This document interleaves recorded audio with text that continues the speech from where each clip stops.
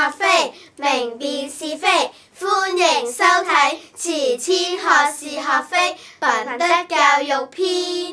咦，心妍，你手上攞住咁多唔同顏色嘅智能卡帶嘅？哈哈哈！你哋知唔知慈千嘅智能卡帶總共有幾多隻色啊？黃色、橙色、紅色。仲好似見過淺藍色同紫色喎。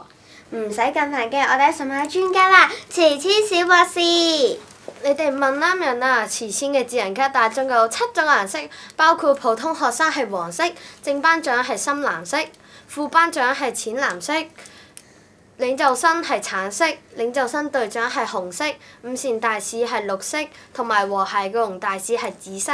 哇！原來咁多唔同嘅顏色㗎。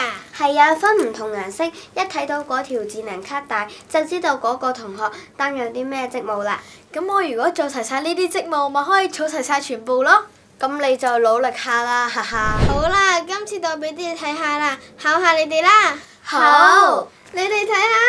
哇！好多小海豚貼紙啊！莫非你係想考我哋點樣先可以攞到小海豚貼紙？難唔到我嘅。咪係，努力求學啊嘛！只要平時默書，評估成績好就會有㗎啦，咁簡單。其實唔知㗎。慈千小博士，咁你快啲話俾我哋聽，仲可以點樣先拎到啦？除咗成績，平日上堂積極舉手答問題，積極參與科組活動，達到小海豚冊入面訂立嘅目標，都一樣會攞到小海豚貼紙㗎。原來係咁。今次等我考下你哋啦！小海豚貼紙有冇得同人分享㗎？梗係有啦。咩啊？老師話過唔可以轉讓俾人㗎喎。博士，你話俾我哋聽邊個先啱啦？正確嚟講係兩邊都啱。嚇！未講完，因為學校呢2年開始咗小海豚星光共享計劃，同學喺第一個小息同埋午息可以用小海豚隻康樂用品，咁咪可以同朋友分享小海豚咯。咁都得？喂，心妍，你聽講咗未啊？共融咖啡開張啦！我聽講過啊，小食車有免費嘅爆谷，仲有嘢飲添，真係好吸引啊！唔好講咁多啦，我對桌遊最有興趣㗎啦，但係我唔識點玩，點算好呢？唔緊要，我哋可以一齊學㗎嘛，但係要記住攞入場券先可以換到食物同埋玩桌遊㗎喎。但係咪住先，其實乜嘢先係共融咖啡啊？哈哈，就等我慈千小博士話你知啦。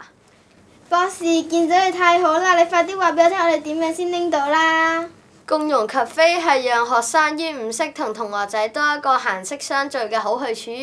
設立嘅目的係為咗讓非華語嘅學生盡快適應同埋融入校園生活，並增加佢哋接觸第二機會嘅同時，喺共融桌遊大使嘅帶領下，同學可以透過桌遊活動體驗到慈千校園嘅共融特色。原來係咁，咁我哋學校仲有啲乜嘢共融活動㗎？呢樣我就知啦，舊年以種族和諧為推廣重點，並邀請咗民政事務總署嘅少數族裔宣傳主任到校，為低年級同埋高年級嘅學生分別舉行咗2場種族和諧教育講座。我記得啊，上年聽咗個講座，先知道少數族裔嘅背景、文化同貢獻，真係擴闊咗我對唔同種族人士嘅認知同視野。原來慈千一直致力建立共融文化，讓每個學生都可以喺唔同範疇享有平等同埋尊重，幫助佢哋融入校園。下次我見到呢啲非華語嘅同學，等我去鼓勵下佢哋先。好啦好啦，仲講，快啲去問老師攞共融咖啡入場券先啦！係喎，快啲行，快啲行 ，Go Go Go！走咁快，我想講我有入場券啊！咁我想考下你哋，知唔知我哋學校仲有啲咩特別活動俾4年級㗎？莫非係帶全級去迪士尼樂園玩？梗係唔係啦，我就知呢係4年級嘅理財教育活動啊，係咪呀，博士？啱啦，學校今年邀請我家福會為4年班嘅學生進行理財教育，透過輕鬆有趣嘅體驗活動，教學生正確嘅理財觀念。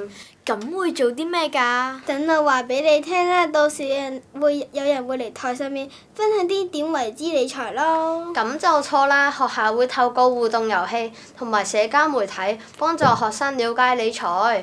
學生可以喺輕鬆嘅環境中學習如何制定預算、儲錢同埋選擇消費等技巧。聽落好有趣喎！咁學生咪又有得玩又有得學咯〜係啊，學生透過呢啲活動，唔單止學習佢哋嘅理財技巧，仲可以提高佢哋嘅自我管理能力，為之後嘅財務決策做好準備。真係好有意義啊！我好似聽講6年級好似都有個好特別嘅活動喎。係啊，我都聽朋友提起過，佢哋講到好似可以試好多唔同嘅職業㗎。吓？點試啊？好似啲小朋友咁換唔同職業嘅衫啊？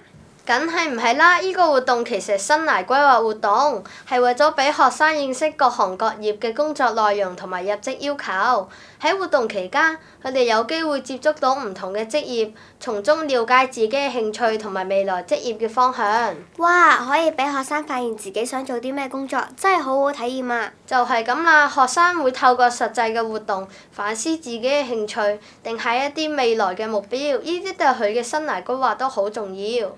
我真係好期待啊！多謝博士解答我哋咁多嘅疑難啊！唔使客氣，繼續努力學習，明辨是非，期待你嘅進步。多謝大家收睇《慈千學是學非》，下次見。